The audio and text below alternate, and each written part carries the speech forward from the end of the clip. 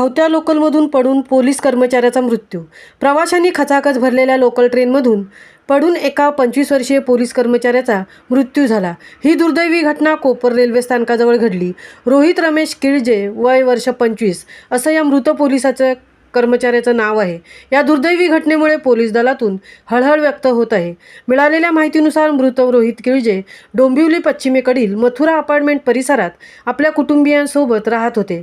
मुंबईतील ताडदेव येथील पोलीस मुख्यालयात त्यांची ड्युटी होती। वडिलांच्या अकस्मात मृत्यूनंतर रोहित 2018 मध्ये पोलीस खात्यात त्यांच्या जागी नोकरीला लागले होते। ताडदेव येथे मुख्यालयात ड्युटी असल्याने रोहित दररोज डोंबिवली ते दादर असा लोकल ट्रेनने प्रवास करीत असत। बुधवारी रोहित नियमितपणे सकाळी 7:41 ड्युटीला जाण्यासाठी निघाले। त्यांनी डोंबिवली येथून दादरकडे निघालेली जलद लोकल ट्रेन पकडली।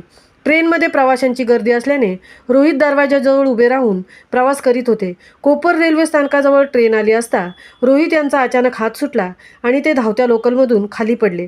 दरम्यान प्रवाशांनी या घटनेची माहिती रेल्वे पोलिसांना दिली।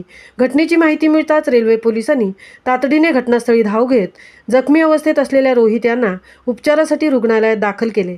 मात्र डॉक्टरांनी त्यांना तपासून मृत घोषित केले।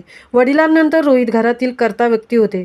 त्यांच्या निधनाने आई आणि बहिणीचा आधार हिरावला गेला आहे। त्यांचा मृतदेह चिपळूण येथील राहत्या घरी अंतिम विधीसाठी नेण्यात आला आहे। महामुंबईसह सीताराम कळंबे, मुंबई।